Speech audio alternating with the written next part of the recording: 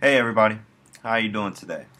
This is Derek Steele, and a lot of us we've been talking about this Trayvon Martin case, and it's been going pretty strong for the last couple of weeks. And I've just been really thinking and contemplating, and having some conversation with some folks about it, and I just wanted to post something. Today on Twitter, I saw somebody say, I thought about it. I'm not going to cop a hoodie this weekend. I'm going to educate my 16-year-old nephew how to deal with the ignorance. And I saw this on Twitter today, and I wanted to expound on it a little bit. This is really the direction we need to go in as far as making this case for another innocent black young man dead a teachable moment. But educating our 16-year-old sons, daughters, nephews, nieces, brothers, sisters, the cousins, that's only a start. We need to actually educate the nation about the ignorance that exists in our communities and start having conversations, large and small, about the causes of senseless acts of violence, like the ones that was committed against Trayvon and the ones that happen in our community every day. I know so many are focused on this case. So many are outraged about what happened to Trayvon. But I want to ask each and every one of you something.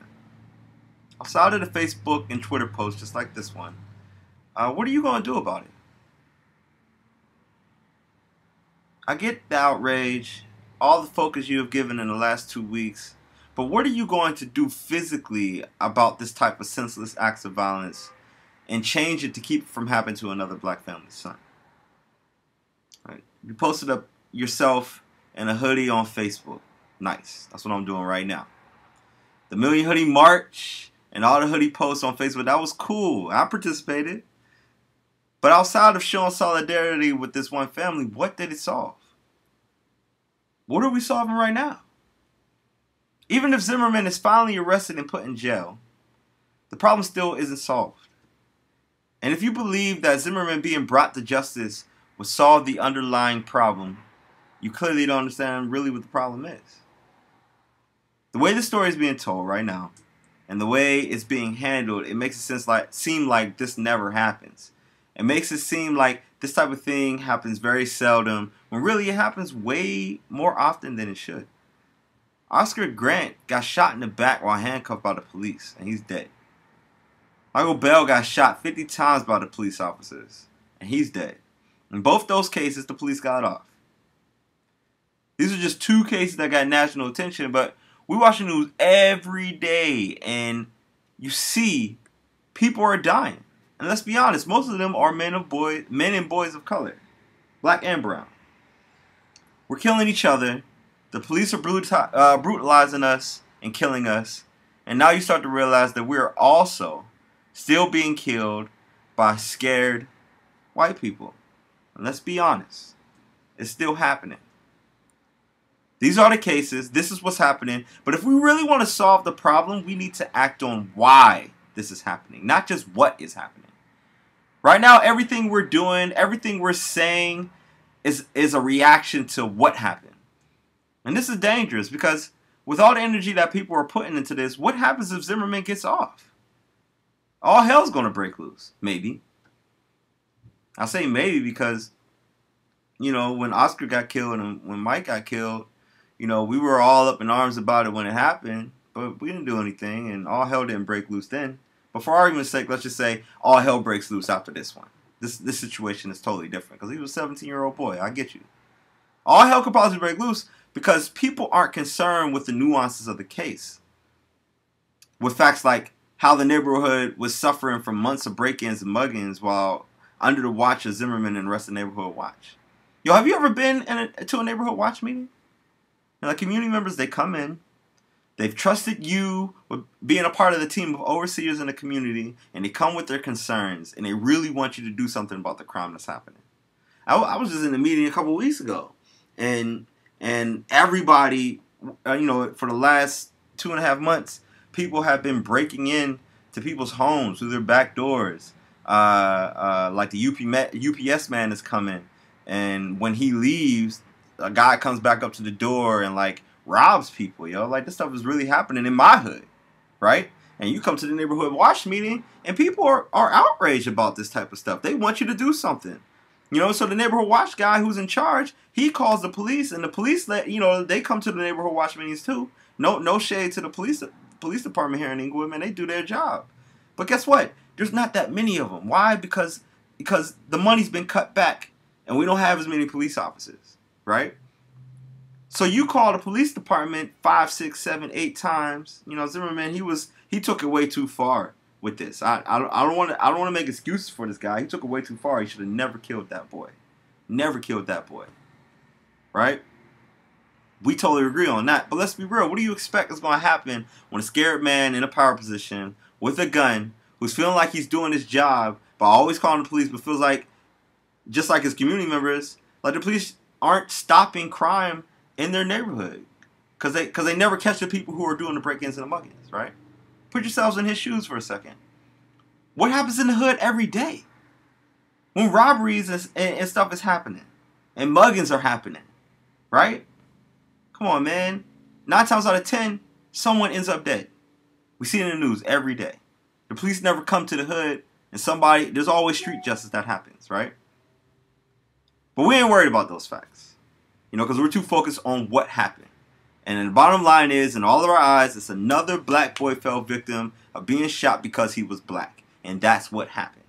And that is what happened, right? You know, he got profiled. Said he was, you know, he had his Skittles and he had his iced tea and he was a victim. He got profiled, right? And that's what happened. But I want to talk about why this is happening. That's the larger conversation. This is a conversation that we have the opportunity to have, not just on a local level, but in a national context, man. We got the national attention from the president, the Congress, Republican presidential candidates, the national media, the local media, social media. Everybody is talking about this case. This is a unique situation when the country is focused on this issue and we can actually have a conversation about why this is happening. And not only in this case, but why this happens at all in general. Why racial profiling exists. Why white on black crimes happen. Why black on black crimes happen. Why Hispanics on black and black on Hispanic crimes happen. The reason why is fear. Fear is the foundational issue of why these senseless acts of violence happen. False expectations appearing real. Fear is why Zimmerman followed Trayvon, why the police officers shot Oscar, why those cops shot Michael, because they thought he was a threat. They thought he was going to his car to get a gun.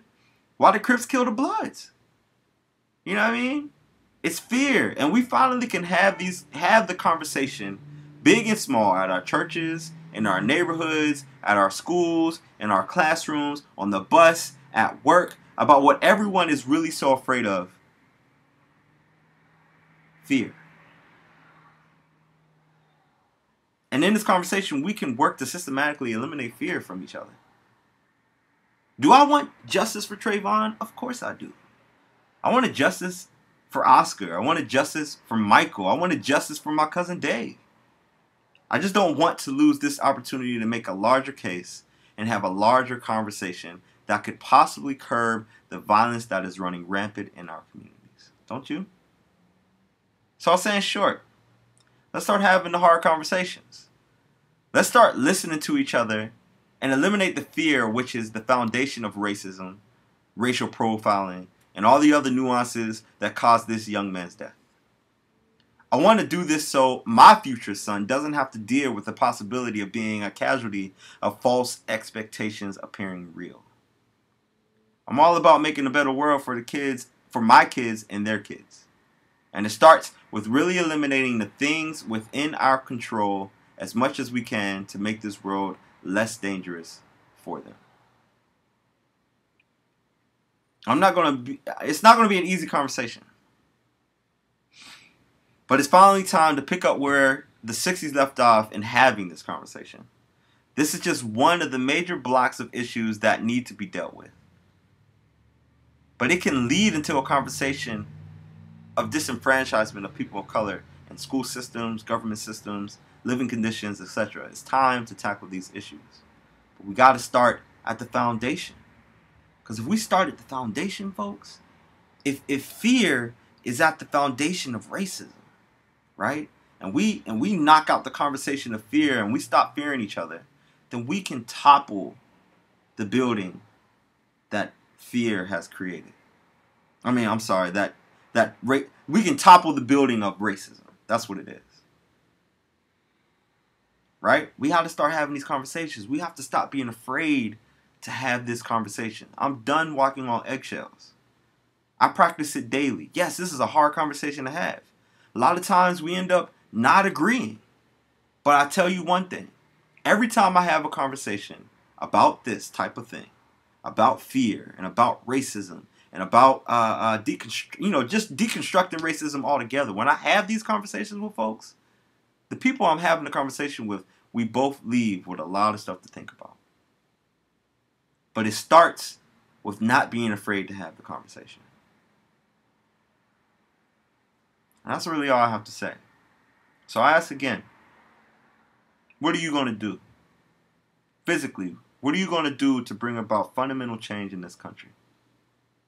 Well, I'll give you a good start. Don't go cop a hoodie this weekend. Go educate your 16-year-old nephew how to deal with the ignorance and inspire and empower him to fight with you to bring about change. This is just a black man's rant. That's all. Be well. Peace.